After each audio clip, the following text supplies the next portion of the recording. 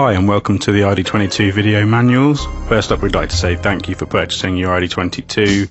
We really believe in this high performance desktop interface and monitor controller, and we really hope you enjoy using it.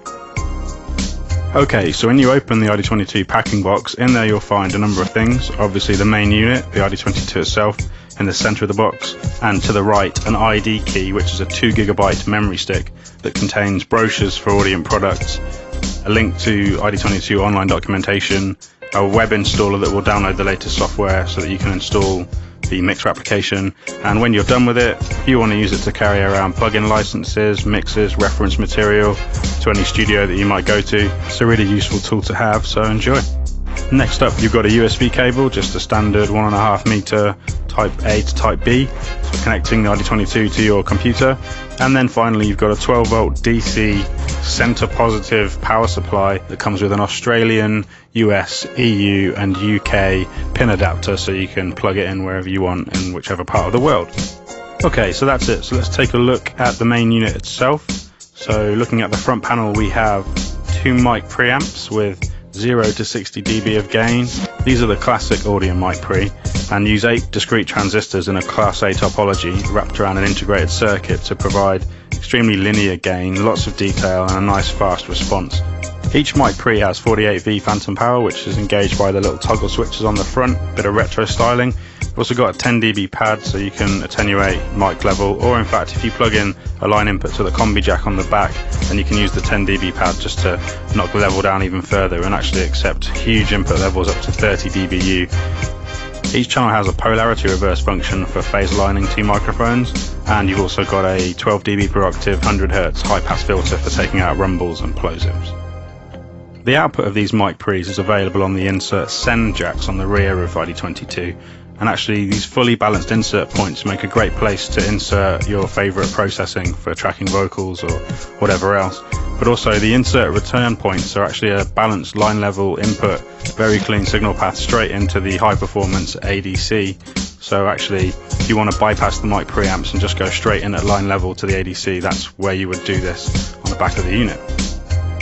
Moving over to the monitor section, we have 4-segment LED metering, which indicates the main output level from the ID DSP mixer, which you can also see in the software application.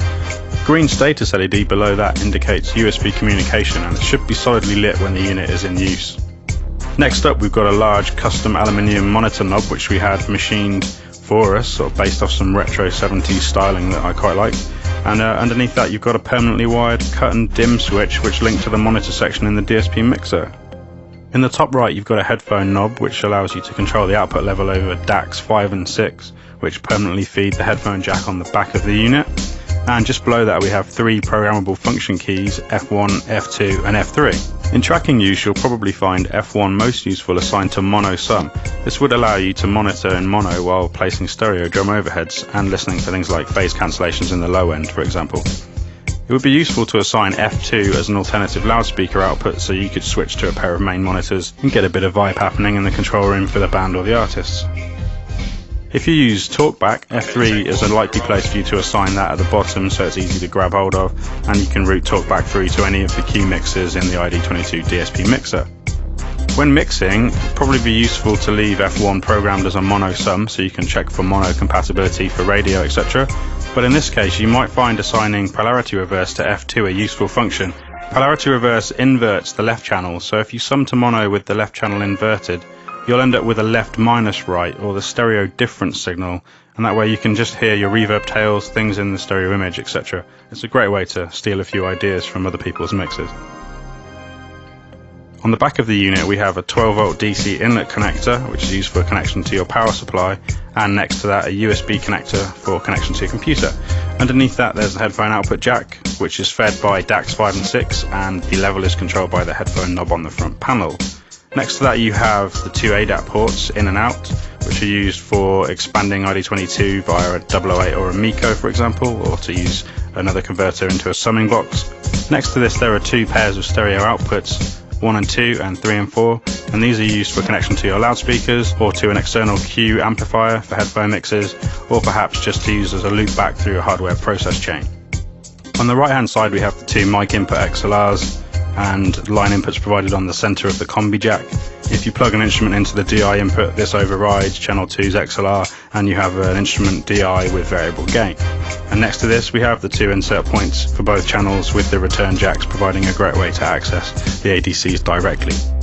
The ADCs themselves offer 120 decibels of dynamic range, and we're using top-of-the-range Burr-Brown converter technology to achieve this performance.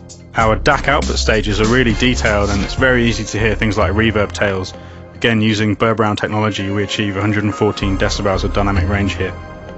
To top off the unit, there's a Kensington lock hole on the side which allows you to secure it if you're leaving it in a public place like an educational environment. Please watch Chapter 2, which goes over installation for your iD22.